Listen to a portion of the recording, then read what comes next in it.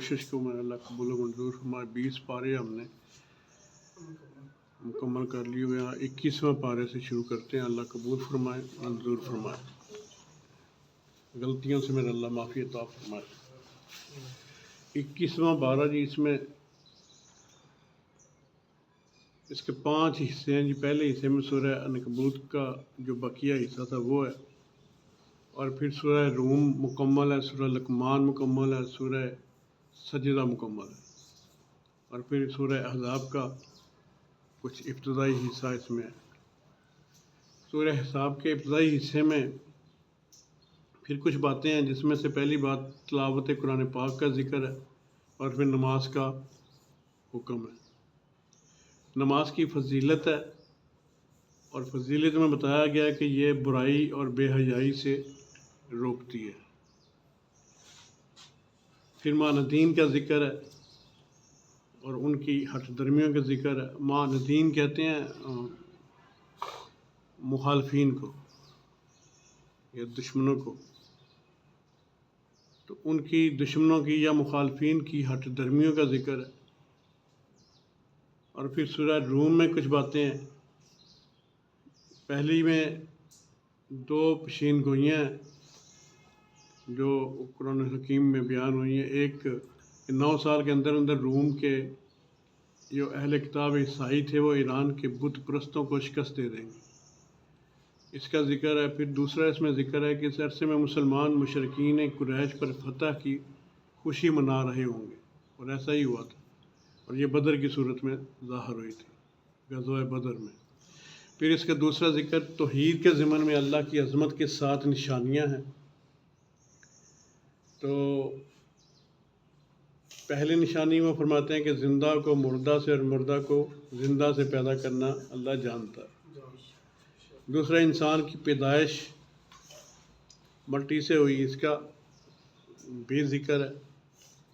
پھر زوجین کی محبت کا ذکر ہے، زمینوں اور آسمان کی پیدائش کا ذکر ہے، رات اور دن کی نیند اور روزگار کی تلاش کا ذکر ہے، بجلی کی چمک، بارش اور اس سے غلے کی پیداوار، اور زمین و آسمان کا مستحکم جو نظام ہے اس کا اس میں ذکر ہے۔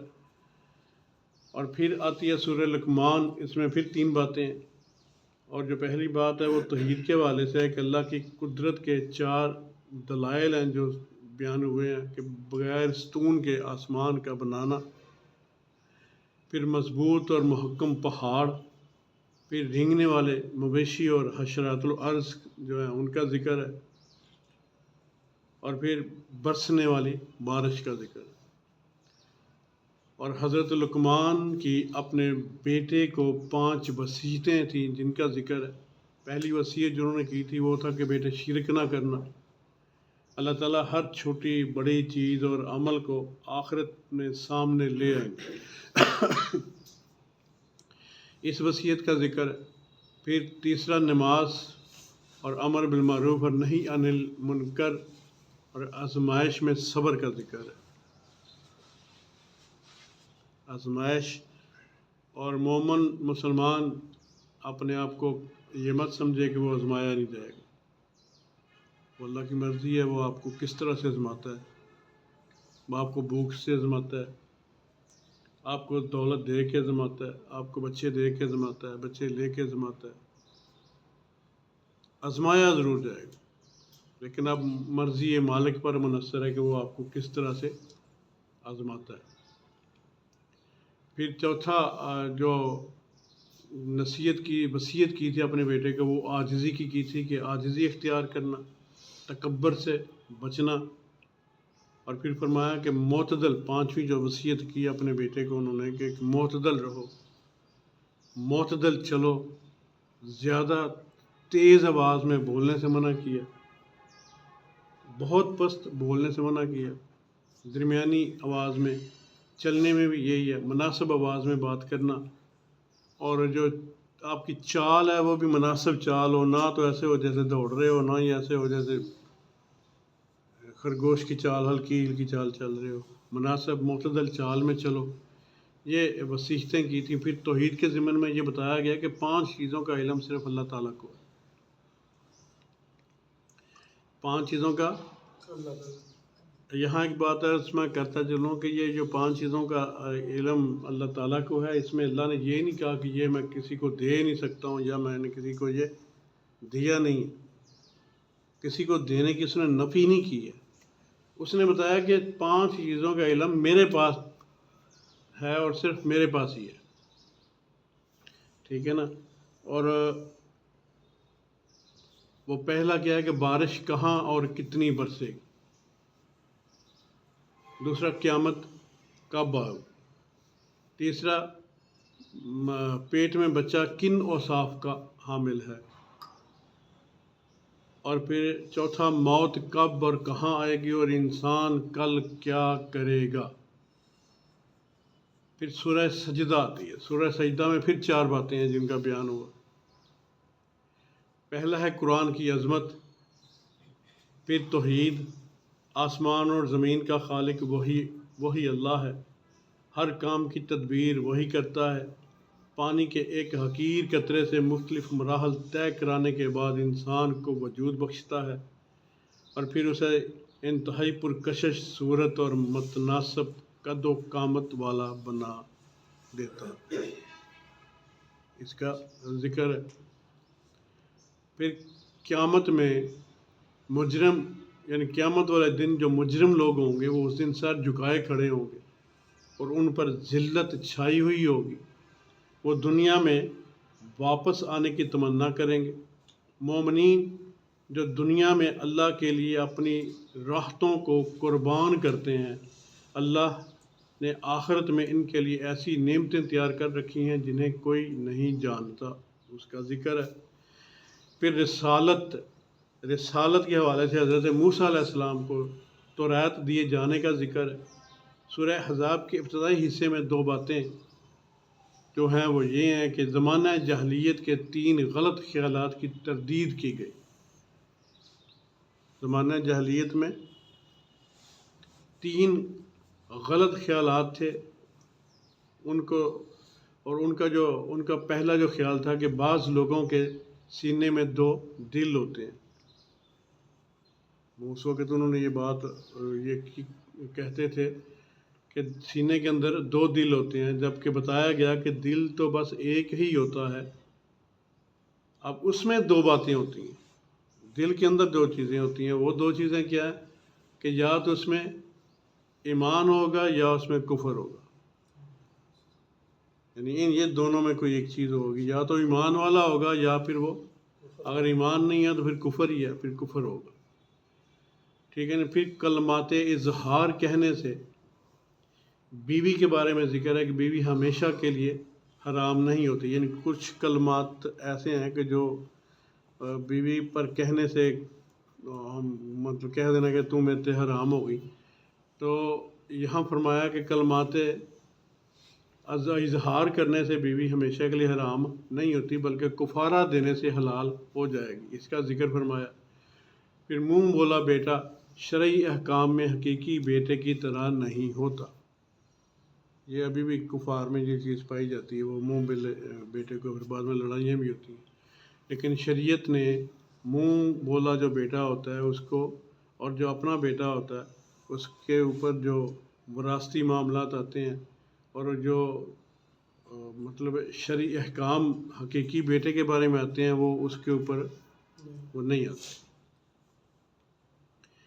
پھر 2 غزووں کا ذکر ہے. ایک غزوہ احزاب کا ذکر ہے اور دوسرا غزوہ بنی قینطہ کا ذکر ہے.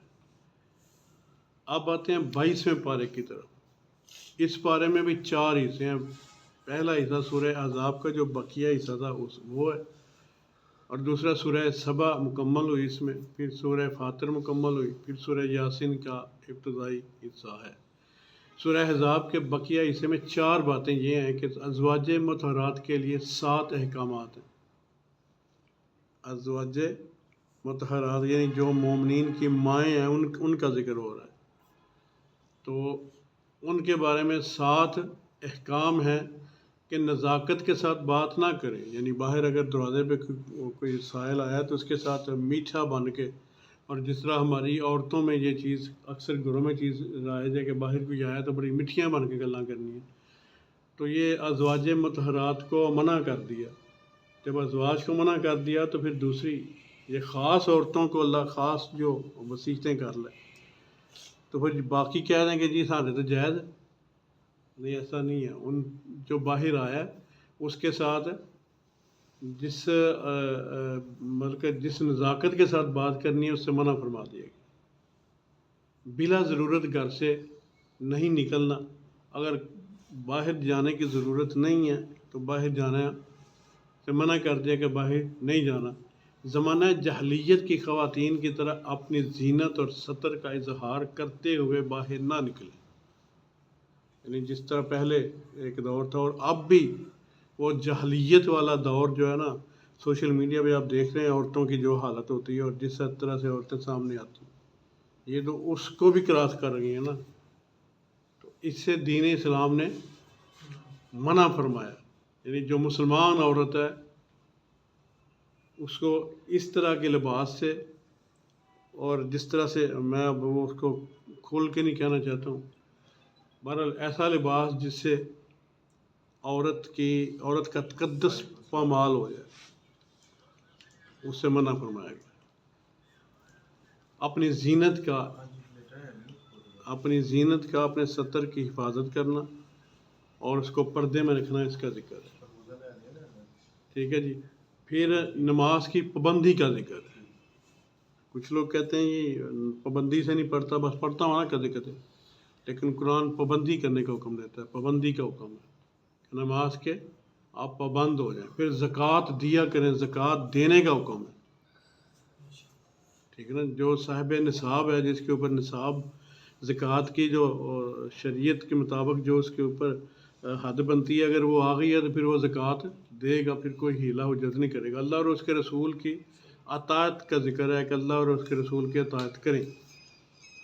قرآنی آیات کی تلاوت اور احادیث کا ذکر ہے. پھر مسلمانوں کی 10 صفتوں کا بیان ہے. ٹھیک ہے جی. پھر نکاح رسول کا بیان ہے. اور پھر سورہ سبا آتی ہے. اس کے بعد سورہ سبا میں 2 باتیں ہیں، اس کا ذکر ہے. اور پہلی بات حضرت داؤد اور حضرت سلیمان علیہ السلام کا قصہ ہے، اور اہل سبا کے غرور اور تکبر کا واقعہ بیان ہوا ہے. پھر سورہ فاطر میں 2 باتیں یہ ہیں کہ توحید کے دلائل ہیں. مسلمانوں کے 3 گروہ ہیں. پہلا وہ مسلمان جن کے گناہ زیادہ ہوں گے، نیکیاں اور گناہ برابر ہوں گے، نیکیاں زیادہ ہوں گے. یعنی 3 قسم کے مسلمان ہوں گے. یعنی 3 گروہ ہوں گے کہ ایک وہ گروہ ہوگا جس کے پاس گناہ زیادہ ہوں گے. دوسرا گروہ وہ ہوگا جس کے پاس نیکیاں اور گناہ برابر ہوں گے. اور تیسرا وہ ہوگا جن کے پاس نیکیاں زیادہ ہوں گی. اور اس کو کہتے ہیں، ایک جگہ پہ ارشاد تھا کہ یہ سبقت لے جانے والے لوگ ہیں. ٹھیک ہے نا. ہیں تو ہم گنہگار، لیکن اللہ کرے کہ ہم کچھ ایسا ہو جائے کہ ہم سبقت لے جانے والوں میں، نیکیاں زیادہ کرنے والوں میں ہم شامل ہو جائیں. پھر سورہ یاسین کے ابتدائی حصے کی 4 باتیں ہیں. اس میں پھر پہلی بات جو ہے نا رسالت کی، اور دوسری قریش کی مذمت کی. یہ یہاں پر 22واں پارہ بھی پورا ہوا. اب پارہ نمبر 23واں پارہ. اس پارے میں پھر 4 حصے ہیں. پہلا حصہ سورہ یاسین کا جو بقیہ حصہ تھا وہ ہے. پھر دوسرا حصہ سورہ صافات مکمل ہے.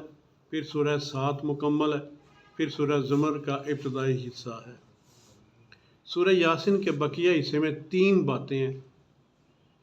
ٹھیک ہے نا. وہ 3 باتیں کون سی ہیں؟ حبیب نجار کا قصہ. حبیب نجار جانتے ہیں کون ہے؟ نہیں جانتے. حبیب نجار، آپ نے سورہ یاسین کا ترجمہ تو اکثر سنتے ہیں آپ. ٹھیک ہے نا. تو اس میں ایک شخص کا ذکر آتا ہے کہ ایک بندہ ایک پہاڑی کی اوٹ سے دوڑتا ہوا آیا، اور انہوں نے کہا لوگوں پیغمبروں کے پیچھے چلو. ٹھیک ہے نا. وہاں پر نام کا ذکر نہیں ہے. ٹھیک ہے نا. اس شخص کا نام حبیب نجار ہے. ٹھیک ہے. انشاءاللہ میں اب یہ سلسلہ روکنے والا نہیں ہوں. اس خلاصے کو میں انشاءاللہ یہ 30 پورے کر کے تو اس کے بعد خلاصہ ایک صورت کے حوالے سے چلوں گا، یہ تو پارے کے حساب سے چلے ہیں نا، پھر صورت کے حوالے سے ایک صورت، پھر دوسری صورت، پھر تیسری صورت، ٹھیک ہے نا، وہ اس طرح سے چلیں گے، اور اللہ کرے کہ مجھے بھی سمجھ لگے اور آپ لوگوں کو بھی سمجھ لگے، اور پھر ہم اس پر عمل بھی کریں۔ اصل جو بات ہے وہ عمل کی بات ہے نا، عمل بھی کریں ہم اس میں۔ اچھا، حبیب نجار کا قصہ، یہ قصہ بھی بڑا پیارا قصہ ہے، یہ بھی انشاءاللہ، لیکن یہاں سنائیں گے تو ہمارا جو مقصد ہے نا پارے پورے کرنے کا وہ بیچ میں رہ جائے گا۔ تو حبیب نجار کا قصہ کہ ایک بستی والوں نے اپنے 3 انبیاء کو جٹلایا، ان کی قوم کا ایک شخص جس کا نام حبیب نجار تھا، جو میں نے ابھی آپ کو بتایا، تو اس نے انہیں سمجھانے کی کوشش کی تو انہوں نے اسے شہید کر دیا۔ جنت میں جا کر بھی اس نے تمنا کی کہ کاش میری قوم کو معلوم ہو جائے کہ مجھے کیسی کیسی نعمتیں ملی ہیں، ٹھیک ہے، یعنی وہ جنت میں جا کے بھی اس کو فکر تھی کہ میرے پچھلے ان کا تو پتہ لگ گیا، اور اس کا بھی مقصد یہ تھا کہ انہوں نے پتہ لگ گیا تو او ایب حرکتاں نہ کریں، ٹھیک ہے نا۔ پھر دوسرا، اللہ کی قدرت کے دلائل ہیں، ٹھیک ہے نا، مردہ زمین جسے بارش سے میرا اللہ زندہ کر دیا کرتا ہے، اس کا ذکر ہے، یہ ایک دلیل کے طور پر پیش کیا گیا۔ پھر لیل و نہار اور شمس و قمر کا نظام جو ہے اس کا ذکر کیا گیا۔ پھر کشتیاں اور جہاز جو سمندر میں چلتے ہیں اس کا ذکر کیا گیا۔ پھر قیامت کا ذکر ہے، محشر کی ہولناکیوں کا ذکر ہے، محشر کا جو اس میں ہولناکیاں ہیں ان کا اس میں ذکر کیا گیا۔ پھر سور پھینکنے جانے کا تذکرہ کیا گیا۔ پھر اس دن مجرموں کے منہوں پر مہر لگا دی جائے گی اور ان کے اعضاء ان کے خلاف گواہی دیں گے، اس کا ذکر ہے، ٹھیک ہے نا۔ اللہ کرے اس وقت اللہ جس طرح یہاں اس نے ہماری عزت رکھی ہے وہاں بھی ہماری عزت رکھ لے۔ یہ بڑی نازک سی صورتحال ہوگی کہ جب زبانیں بند ہوں گی، منہ بند ہوں گے، لیکن آپ کے ہاتھ گواہی دیں گے کہ ان ہاتھوں سے کون کون سا گناہ صادر ہوا، پاؤں گواہی دیں گے جن جن سے چل کے جہاں جہاں گناہ کے لیے جاتے رہے، ٹھیک ہے نا۔ اللہ کرے ہم ایسے پکے ٹھیٹھے نمازی ہوں کہ زمین گواہی دے کہ اس میرے اوپر کھڑا ہو کہ یہ میرے اللہ تیری تسبیح کرتا تھا، تیری نماز پڑھتا تھا، تو ہمیں اللہ ایسا بنائے، ٹھیک ہے نا۔ تو پھر اس میں سورہ صفات میں 2 باتیں ہیں۔ پہلی، جہنمیوں کا ذکر ہے کہ وہ آپس میں ایک دوسرے کو لان تان کریں گے، جہنمی جو ہے برے نے اتنے جا کے پٹھیاں حرکتاں کرنی ہے نا، اور پھر ایک دوسرے کو لان تان کریں، تیری وجہ نال میں آیا، تیری وجہ نال میں آیا، نہیں آپس میں یہ لان تان کریں گے، تو لانتی ہے، تیرے پیچھے میں لگ گیا ہی تو میں کم ہویا، تیرے پیچھے میں کم ہویا، ٹھیک ہے نا۔ تو اسی لیے کسی ایرے گہرے کے پیچھے نہیں لگنا چاہیے، اسی کے پیچھے لگنا چاہیے جو خود کسی اچھے کے پیچھے لگا ہوا ہو۔ تو جی لان تان کریں گے، اور جنتیوں کا خوشگوار مکالمہ ہوگا آپس میں، یعنی جنتی آپس میں خوشگوار ماحول میں، ایک بڑے اچھے ماحول میں آپس میں مکالمہ کیا کریں گے، ٹھیک ہے جی۔ پھر انبیاء کرام علیہ السلام کے قصے، یعنی حضرت نوح علیہ السلام، حضرت ابراہیم علیہ السلام کی دعوت توحید اور انہیں بیٹے کو ذبح کرنے کا حکم اور اس کی تعمیل، پھر حضرت موسیٰ علیہ السلام اور حضرت ہارون علیہ السلام کا قصہ، پھر حضرت الیاس علیہ السلام کا قصہ جنہیں شام میں ایک ایسی قوم کی طرف نبی بنا کر بھیجا گیا تھا جو کسی بال نامی بت کی پوجا کرتے تھے، اس کا اس میں ذکر ہے۔ پھر حضرت لوط علیہ السلام کی قوم کا اس میں پھر ذکر آیا، ان کی شہوت پرستی کا ذکر ہے۔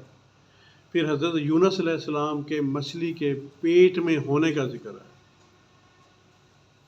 مچھلی کے پیٹ میں ہونے کا پھر اللہ نے یہاں پر اس کا ذکر فرمایا۔ پھر سورہ صاد میں 2 باتیں، پہلی توحید کے حوالے سے کہ تمام انسانوں اور موت و حیات کے پورے نظام کے لیے ایک اللہ ہی کافی ہے، اس کا میرے اللہ نے ذکر فرمایا۔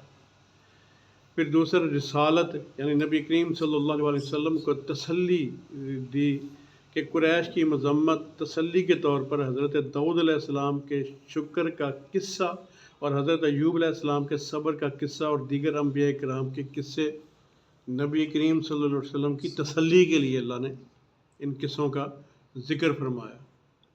پھر سورہ زمر کے ابتدائی حصے میں دو باتیں ہیں کہ قرآن کی عظمت کا بیان ہے، پھر توحید کہ اللہ تعالیٰ انسان کو ماں کے پیٹ میں 3 تاریکیوں میں پیدا فرماتے ہیں، ٹھیک ہے نا، اس کا ذکر فرمایا۔ مشرک کی مثال اس غلام کسی ہے جس کے کئی آقا ہوں، اور موحد کی مثال اس غلام کسی ہے جس کا ایک ہی آقا ہو، یعنی جو مومن ہے اس کا ایک ہی آقا ہے، اور وہ ایک ہی آقا اللہ ہے، ٹھیک ہے نا جی۔ یہ 23واں پارہ تھا جی۔ اب ہم آتے ہیں 24ویں پارے کی طرف۔ اس میں 3 حصے ہیں۔ اس میں کتنے حصے ہیں جی؟ 3 حصے۔ پہلا حصہ وہ سورہ زمر کا جو بقیہ حصہ تھا، کچھ حصہ پہلے ہم نے پڑھا تھا، اب اس میں بقیہ حصہ سورہ زمر کا آئے گا۔ پھر سورہ مومن اس میں مکمل آئے گی، سورہ سجدہ مکمل آئے گی، پھر زمر کے بقیہ حصے میں کئی باتیں ہیں، یعنی اللہ کی ربوبیت کا بیان ہے، آسمان اور زمین اور تمام کا خالق صرف اللہ ہی ہے، اس کے قائل کا بیان ہے، اور اس کے قائل تمام انسان ہے، اس کا بیان ہے، اللہ کی رحمت کی وسعت کا بیان ہے، اللہ کی رحمت کی وسعت کا بیان ہے، اور یہ بڑی اہم آیت ہے۔ آیتیں تو ساری اہم ہوتی ہیں قرآن کی، تو بہرحال انسان کو کبھی بھی اللہ کی رحمت سے مایوس نہیں ہونا چاہیے، یہ اس کا ذکر ہے۔ جہنمی اور جنتیوں کے جہنم اور جنت میں داخل ہونے کی کیفیت کا بیان ہے۔ سورہ مومن میں کئی باتوں کا بیان ہے، ٹھیک ہے نا۔ سورہ اب جو اس کا دوسرا حصہ سورہ مومن کا مستطرف آئیں گے۔ سورہ مومن میں کئی باتوں کا بیان ہے۔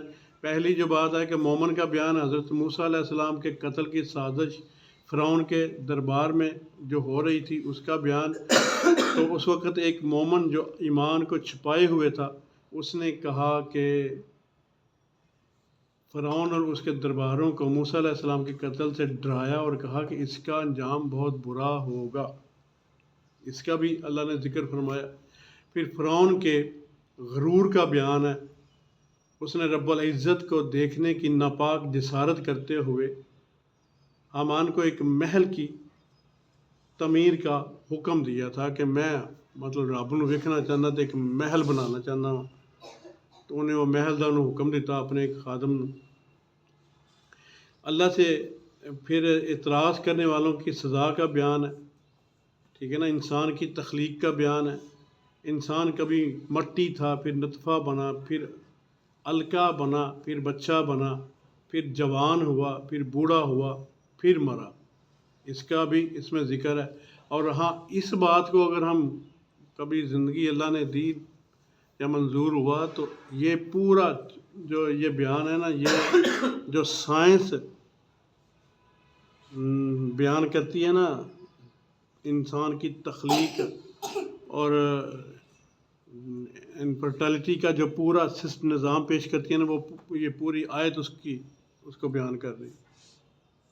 بلکہ یوں کہو کہ آج کی سائنس کی یہ چیز اس آیت کی تصدیق کر رہی ہے، ٹھیک ہے۔ ہماری یہ کیفیت ہو گئی کہ ہمیں ادھر سے کی بات آتی ہے تو پھر کہتے ہیں ویکھیا نا سارے قرآن بھی آئی، یعنی پھر ہم ادھر کو جلدی ماننے کی طرف چلتے ہیں۔ اس وقت ہماری کوئی کیفیت ایسی ہے، اللہ کرے ہم اس کیفیات سے باہر آئیں اور جو اصل حقیقی سچی ہے کیفیتیں ہیں ہم اس کی طرف آئیں اور اسی کی طرف رہیں، ٹھیک ہے نا۔ پھر کافروں کی شرارت کا ذکر ہے کہ جب نبی کریم صلی اللہ علیہ وسلم قرآن مجید کی تلاوت کرتے تو یہ لوگ شور مچاتے تاکہ لوگ تلاوت قرآن مجید کو نہ سن سکیں، یعنی یہ کفار کا طریقہ ہے شروع سے کہ کہیں اچھا کام ہو رہا ہو یا اچھی بات ہو رہی ہو تو پھر وہاں پر وہ شور و غل کرتے ہیں۔ اگر کسی کے گھر میں ایسا ہو تو وہ یہ سمجھ لے کہ یہ طریقہ کار یہ شیطانوں کا ہے، شرارتی لوگوں کا ہے، ٹھیک ہے نا، یہ طریقہ کار مومنین کا نہیں ہے۔ ٹھیک ہے جی. اب ہم آتے ہیں آگے سورہ پارہ نمبر 25 کی طرف. اس میں 5 حصے ہیں. پہلا وہ سورہ حامیم جو تھی اس کا بقیہ حصہ، سورہ شورا کا مکمل حصہ، سورہ زخرف کا مکمل حصہ، سورہ دخان مکمل حصہ، اور سورہ جاسیہ مکمل حصہ. یعنی یہ 4 صورتیں تو مکمل ہیں اور کچھ حصہ سورہ حامیم السجدہ کا کچھ حصہ ہے. ٹھیک ہے جی. اب اس میں جو بقیہ حصے میں اس بات کا بیان ہے کہ اللہ ہی عالم الغائب ہے، جیسے قیامت کا علم اللہ ہی کے پاس ہے.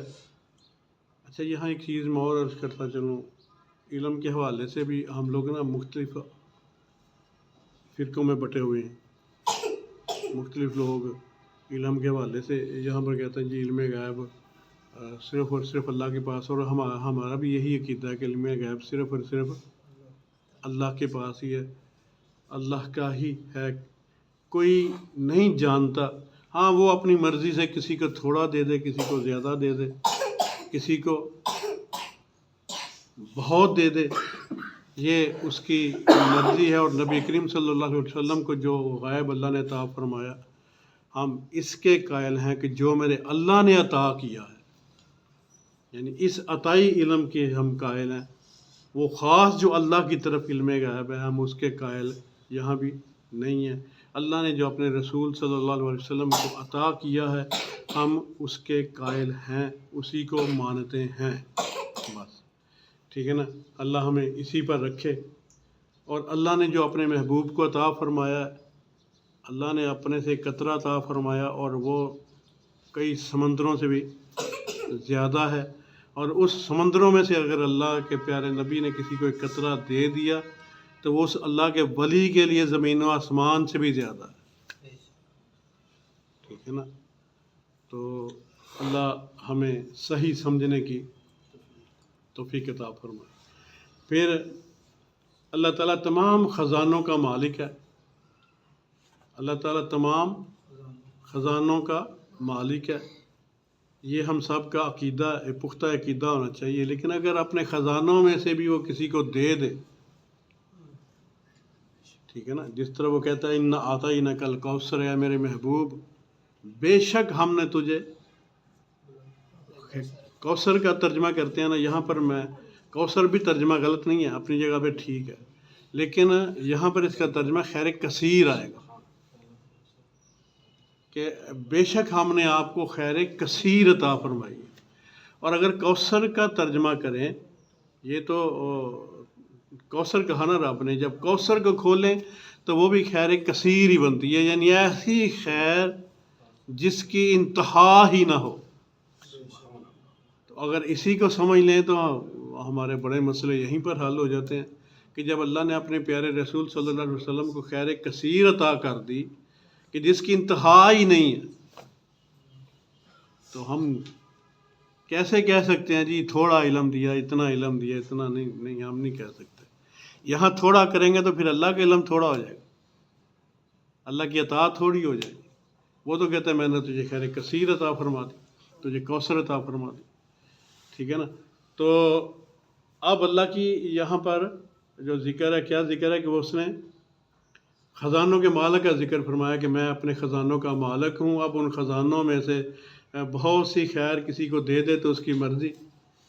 اب اللہ کی قدرت کی بہت ساری نشانیاں ہیں، اس کا ذکر، بارش کا نزول یہ بھی اس کی نشانی ہے، آسمانوں اور زمین کی تخلیق، جانوروں کی پیدائش، سمندر کی پیٹھ پر کشتیوں کا چلانا، یہ بھی اس کی نشانیوں میں سے کی نشانی ہے. اگر لکڑی کے اندر یہ خاصیت نہ ہوتی تو کشتی بنتی.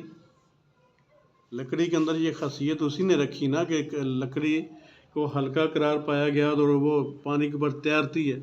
اگر یہ تاثیر ہی نہ، یہ کیفیت ہی لکڑی کی نہ اللہ بناتا.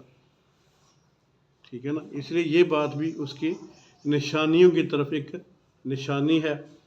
پھر اولاد دینے کی طاقت صرف اللہ اور صرف اللہ کے پاس ہے. وہ جسے چاہے صرف لڑکی دے دے، جسے چاہے صرف لڑکا دے دے، جسے چاہے دونوں دے دے، اور جسے چاہے بانجھ کر دے. اب اس کا یہ مطلب نہیں ہے کہ ہم نے علاج نہیں کروانا، ٹھیک ہے نا. کچھ لوگ یہاں بیٹھ جاتے ہیں جی ٹھیک ہے جی جو اس کا مطلب یہ نہیں ہے کہ علاج نہیں ہم نے کرانا. علاج ہم کروائیں گے لیکن شفا من جانب اللہ، اللہ کی طرف ہی یہ اس بات کو رکھیں گے کہ شفا اللہ کی ہی طرف ہے. بیٹا بھی وہی دیتا ہے، بیٹی بھی وہی دیتا ہے. کسی کو بیٹیاں دیتا ہے، کسی کو بیٹا دیتا ہے، کسی کو بیٹا بھی اور بیٹی بھی دیتا ہے، کسی کو کچھ بھی نہیں دیتا اور کسی کو دے کے بھی لے لیتا ہے. ٹھیک ہے. اور کسی کو یہاں ایک میں اور کیا، تو کسی کو بیٹا دوائی سے دیتا ہے، کسی کو بیٹا دعا سے دیتا ہے، کسی کو بیٹی دوائی سے دیتا ہے، کسی کو بیٹی دعا سے دیتا ہے. ٹھیک ہے نا. یعنی یہ اس کی مرضی، اور کسی کو بغیر دوا سے اور بغیر دوائی سے دے دیتا ہے. یہ اس کی مرضی ہے کہ کسی کی ہاتھ اٹھانے کے بغیر کسی کو بیٹا دے دے یا بیٹی دے دے، تو یا پھر اس نے بیٹا یا بیٹی کسی کی دعا کے اندر چھپا کے رکھا ہوا کہ کوئی ہاتھ اٹھا کے مجھ سے مانگے گا تو میں اس کو دے دوں. ٹھیک ہے. اللہ ہمیں صحیح العقیدہ ہونے کی توفیق عطا فرمائے. اچھا پھر اس میں ذکر ہے کہ کچھ لوگوں نے نبیوں کی تکذیب کی، اس کا ذکر ہے. موسیٰ علیہ السلام اور فرعون کا جو واقعہ ہے اس کا ذکر کیا گیا. پھر جنتیوں اور جہنمیوں کا بیان ہے، اور یہ دونوں اپنے اپنے ٹھکانوں میں کس طرح زندگی گزار رہے ہوں گے، یہ ان کا جس کا ذکر ہے. سورہ دخان میں کئی باتیں ہیں، اس کا ذکر کیا گیا ہے. پھر قرآن مجید کے نزول کا بیان ہے، شب قدر کا تذکرہ ہے، اس میں تمام مضبوط امر کا فیصلہ ہوتا ہے، اس کا ذکر ہے. اہل مکہ کی ہٹ درمی کے نبوت کی نشانی دیکھنے کے باوجود اپنے کفر پر اڑے رہے، اس کا بھی ذکر فرمایا گیا. یعنی سارا کچھ جانتے تھے، خاص طور پہ یہودی لوگ نبی کریم صلی اللہ علیہ وسلم کے بارے میں بہت اچھی طرح جانتے تھے، لیکن پھر بھی کیا ہوا.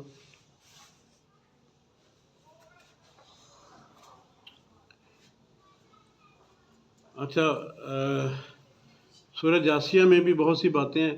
پہلی اللہ کی نشانیوں کا تذکرہ ہے، آسمان اور زمین، انسان، جانور، رات اور دن کا آنا جانا، بارش کا نزول اور ہواؤں کا اللہ کی قدرت کاملہ کی نشانیاں ہیں، اس کا ذکر فرمایا گیا. پھر اللہ کی آیات کا مذاق اڑانے والے قیامت کے دن فراموش کر دیے جائیں گے اور ان پر کوئی توجہ نہیں دی جائے گی. یعنی یہاں پر جس طرح مذاق اڑاتے ہیں لوگ، آج بھی قرآن کا جو مذاق اڑاتے ہیں، قیامت والے دن اللہ فرماتے ہیں کہ ان کی طرف ہم دھیان ہی نہیں دیں گے، توجہ ہی نہیں دیں گے. اب آتا ہے 26واں پارہ، اب آتا ہے 26واں پارہ، اور اس میں اس کے بھی 6 حصے ہیں. ٹھیک ہے جی. تو ان 6 حصوں میں جو پہلی بات ہے، اس میں والدین کے ساتھ حسن سلوک کا بیان ہے. پھر حمل کی جو مدت ہے اس کا بیان ہے، اور پھر قوم عاد کی شرارت اور ان پر آنے والے عذاب کا تذکرہ ہے.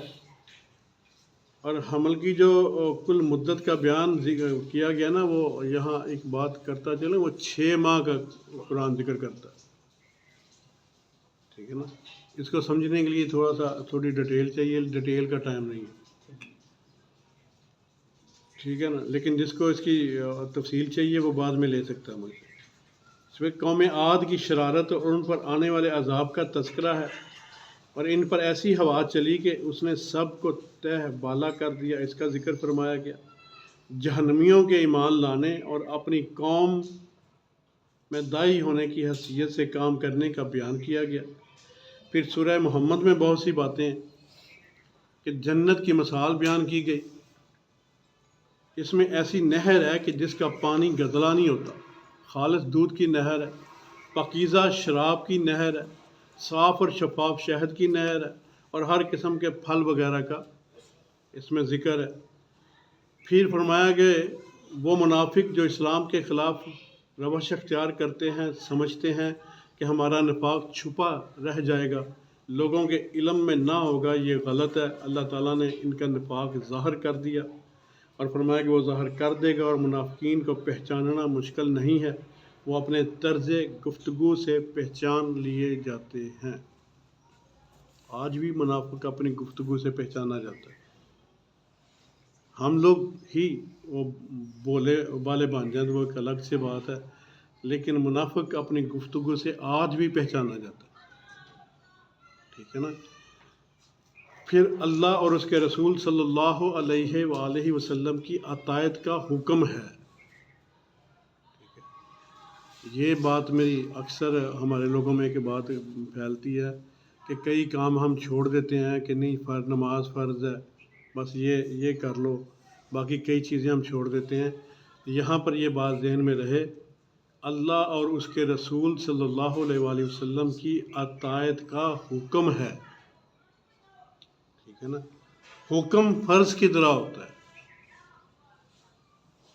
آپ کی اطاعت، آپ کی سیرت کے مطابق زندگی گزارنا یہ ہم پر بہت ضروری ہے، ٹھیک ہے نا۔ اگر ہماری شکل و صورت آقا علیہ السلام جیسی نہیں تو کم از کم ہماری شکل و صورت کفار جیسی بھی نہ ہو، ٹھیک ہے نا۔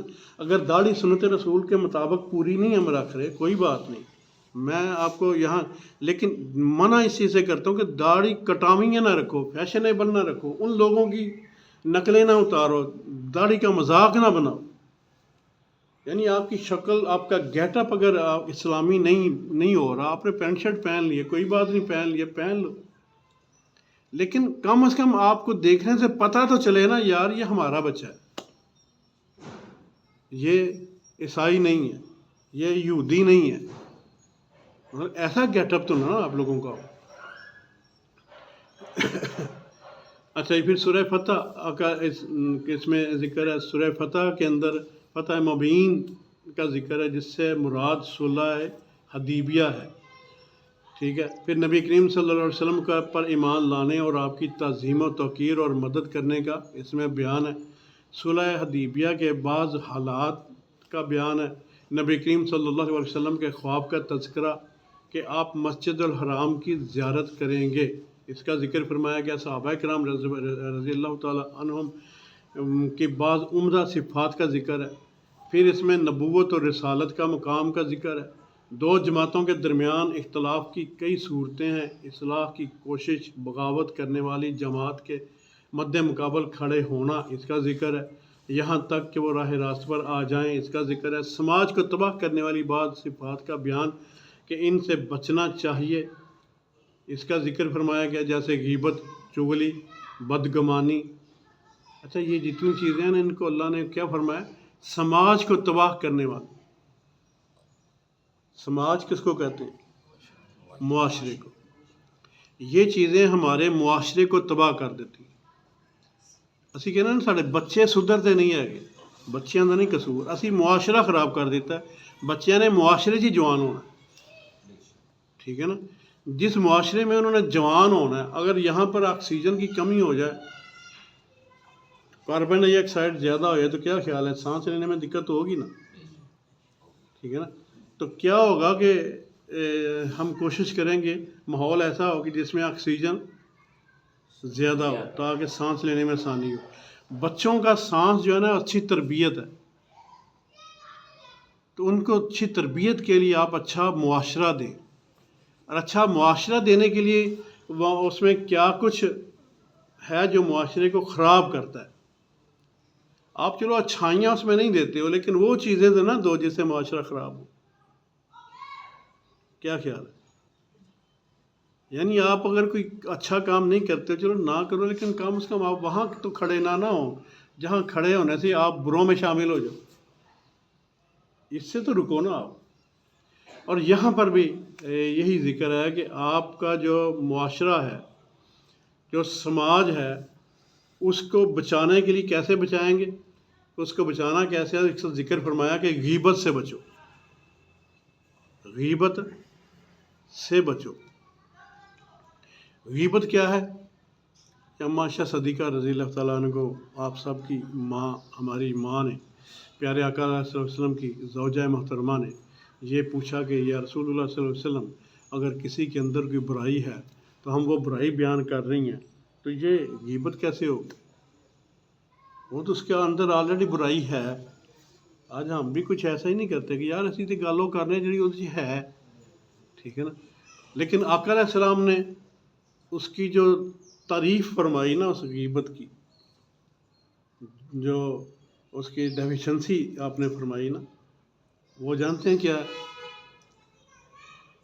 وہ آپ نے فرمائی کہ کوئی ایسی بات جو ہم نے کسی سے کی، کسی کی بات کسی سے کی، اگر وہ بات اس کو پتہ چلے تو اس کو غصہ آئے یا اس کو بری لگے، فرمایا یہ غیبت ہے. مطلب آپ نے ایک بات ہی ایسی بتا دی کہ اب جتنی بھی غیبت کی قسمیں ہیں ساری اس کے اندر ڈھونڈ لو آپ. ٹھیک ہے نا.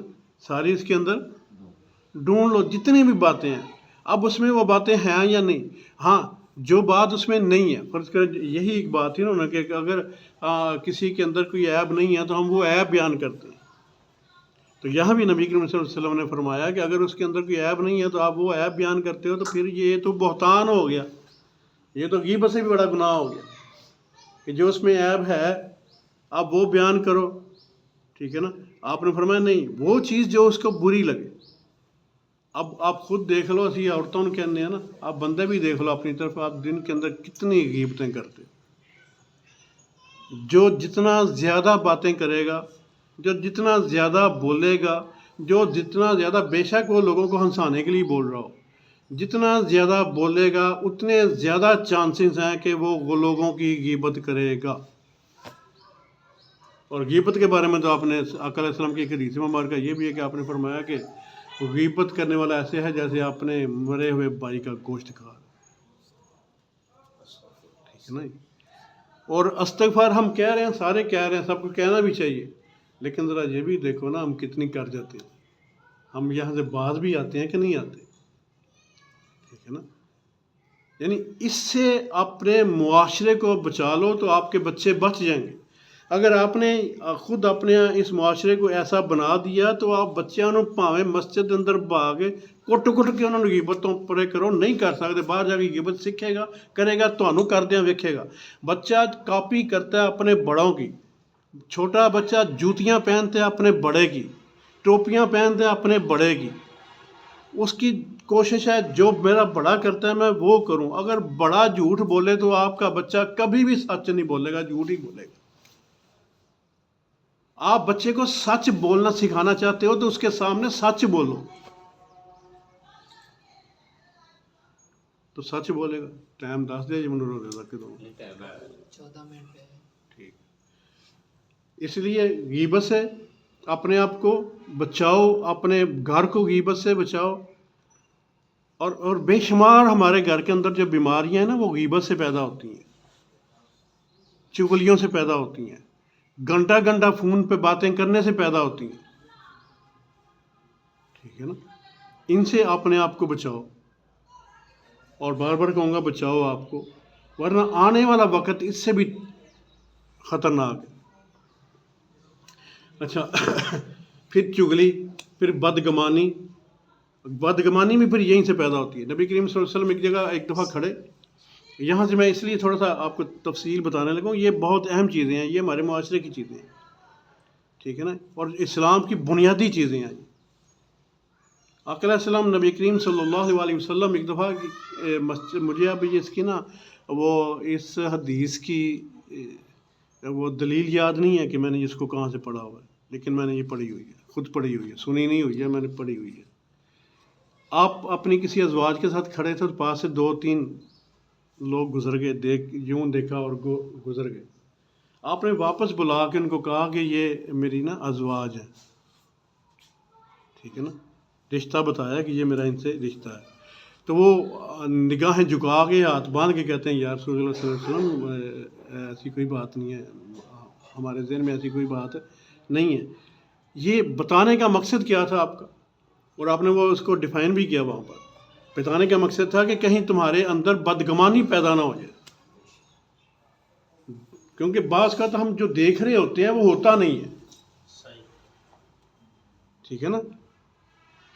جو ہمیں نظر آ رہا ہوتا ہے، بعض کا بندے کا فرنٹ پیج کچھ اور ہوتا ہے لیکن بیک پہ کچھ اور بات ہوتی ہے. اور ہم فرنٹ کو ہی لے کے ہی ہم نے ایک بہت بڑا محاذ کھڑا کر دیتے ہیں، اوئے انج ہو گیا، لیکن اندر کھاتے کوئی بات نہیں ہوتی ہے۔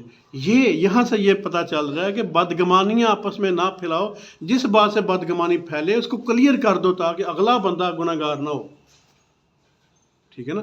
آپ تو صاف ہو، آپ تو کہا کہ باری تعالیٰ میں تو صاف سی، لیکن تہاڈی اس کسی گل دی وجہ نال اگلا بدگمانی چ ٹر گیا، گناہ کر بیٹھا تو کچھ نہ کچھ حصہ تو تساں بھی دیتا نا انہوں۔ اس لیے بدگمانی سے بھی اپنے آپ کو بچاؤ تاکہ ہمارا معاشرہ بدگمانیوں سے بچ جائے، ٹھیک ہے نا۔ بدگمانی بھی بہت بری چیز ہے، غیبت بھی بری چیز ہے، چغلی بھی بری چیز ہے، بہتان بھی بری چیز ہے، ان سے بچ جاؤ۔ اور ان سب سے بچنے کا ایک اور بڑا آسان طریقہ اور بڑا اچھا طریقہ کہ جھوٹ سے بچ، جھوٹ بولنا چھوڑ دو، قسم کھا لو آج کے بعد جھوٹ ہی نہیں بولنا، یہ چیزیں آٹومیٹکلی آپ سے نکل جائیں گی اگر آپ نے جھوٹ بولنا چھوڑ دیا، ٹھیک ہے نا۔ تو اور جھوٹ سے پھر اوپر ایک چیز کہ شراب پینا چھوڑ دو، اول تو ہم پیتے ہی نہیں ہیں الحمدللہ، شکر اللہ کا، لیکن اگر کسی کو تھوڑی سی لت ہو تو وہ نشے کی لت سے جان چھڑا لے، پھر اور آسانی ہو جائے، ٹھیک ہے نا۔ اللہ ہمیں خیر عطا فرمائے۔ اب چلتے ہیں اس بات سے اب آگے، یہ ضروری تھا اس لیے میں یہاں پر رک کر آپ کو یہ 2-3 باتیں بتا گیا ہوں۔ سورہ کاف کی چند باتیں، سورہ کاف، اور یہ جو کاف ہے نا، میں کاف شروع کرنے سے پہلے کاف کا ایک چھوٹا سا آپ کو وظیفہ کہہ لیں یا اس کا ایک عمل کہہ لیں، یہ خالی کاف ہو یہ والا نقطے والا کاف یا کاف ڈنڈے والا کاف، یہ آپ کسی دروازے پہ لکھ دیں نا تو سمجھ لیں کہ آپ نے وہاں پر شیاطین کے لیے تالا لگا دیا۔ یہ حرف اتنا طاقتور ہے، اگر کسی کو اس حرف کو استعمال کرنا آ جائے نا تو وہ تو بڑے شیطانوں کو باندھ دے، ٹھیک ہے نا۔ تو یہ نام ہے ایک سورت کا، اس میں قیامت کا بیان ہے کہ مرنے کے بعد دوبارہ زندہ کیا جائے گا، ٹھیک ہے نا۔ اور یہاں پر پھر نہیں، اس کو نہیں چھیڑوں گا، اس کو چھیڑا پھر بات لمبی ہو جائے۔ 5 منٹ یہ میں پارہ 26واں ختم کر لوں، 4 پارے عید والے دن بیان کریں گے انشاءاللہ، چھوڑیں گے تب بھی نہیں، میں نے کہا میں پورا کرنا ہے قرآن پاک، ٹھیک ہے۔ تو یہ پارہ بس پورا کر لیں، 5 منٹ رہ گئے۔ تو قیامت کا بیان، اس میں مرنے کے بعد دوبارہ زندہ کیا جائے گا، اس کا بیان ہے۔ قوم نوح، اصحاب کا ذکر ہے، سمود کا ذکر ہے، عاد کا ذکر ہے، قوم عاد کا ذکر ہے، فرعون کا ذکر ہے، اور پھر دوبارہ سے لوط علیہ السلام کی جو تکذیب کی گئی اس کا ذکر ہے، جہنم کی کشادگی اور جنت کی قربت کا تذکرہ ہے، اس میں آخرت کے میدان میں کس طرح لائے جائیں گے اور مشرکین کو کیسے عذاب شدید میں ڈالا جائے گا اس کا بیان ہے، ٹھیک ہے نا۔ پھر حساب و کتاب ہو کر رہے گا، اس میں کوئی شک نہیں ہے، اس کا ذکر ہے۔ پھر متقیوں کے بعد صفات کا بیان ہے، اور وہ رات میں بہت کم سوتے ہیں، اس کا ذکر ہے۔ متقی کی ایک پہچان ہے یہ کہ وہ رات کو کم سوتا ہے، وہ کیا کرتا ہے اٹھ کے، ٹھیک ہے نا، وہ اٹھ کے کیا کرتا ہے، وہ اٹھ کے اپنے اللہ کو راضی کرتا ہے، وہ اپنے اللہ سے راز و نیاز کی باتیں کرتا ہے، چاہے نماز میں کر رہا ہو، چاہے تہجد میں کر رہا ہو، چاہے تلاوت قرآن میں کر رہا ہو، وہ اللہ سے باتیں کر رہا ہوتا ہے۔ ہمیں عادت ہی نہیں ڈالے گی اللہ سے باتیں کرنے کی، ٹھیک ہے نا۔ ہمیں غیبت کرنے کی عادت ڈالی گئی ہوئی ہے، ہمیں چغلی کرنے کی عادت ڈالی گئی ہوئی ہے، ہمیں اللہ سے باتیں کرنے کی عادت، ہم اگر کہا بھی جاتا ہے نا تو کہنے بس ادھروں سن لو تو ادھروں کاٹ لو۔ تو لیلا مجنوں کی کہانی ہوئے نا تو پوری الف تو لے کے زیڈ تک سن لو، وہ پوری کہانی سنا دیں گے، ٹھیک ہے نا۔ کیوں ایسے ہی ہے نا جی، ان سے انڈین فلموں کے جتنے ہیرو ہیں آج چل رہے سارے نام پوچھ لو، بچوں سے بتا دیں گے آپ۔ اگر آپ کو یہ بتایا جائے کہ ہمارا اسلامی آئیڈیل ہیرو کون سا، تو کوئی بھی نہیں بتائے سوائے چند دیکھ کے، اور ہمارے ہیروز ہیں کتنے یہ بھی نہیں بتائیں گے۔ بہرحال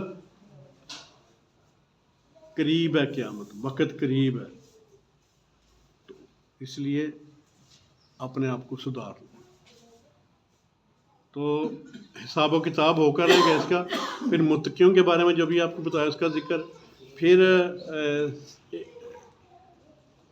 اس کا استغفار، اللہ کی بارگاہ میں استغفار کرنے کا ذکر ہے، اور خاص طور پہ اس مہینے میں تو بہت استغفار کرنا چاہیے ہمیں، ہر قدم پر معافی مانگنی چاہیے، ٹھیک ہے نا. یہ مہینہ آیا ہی اس لیے ہے کہ اللہ سے معافی مانگ کے اپنے آپ کو معاف کروا لو.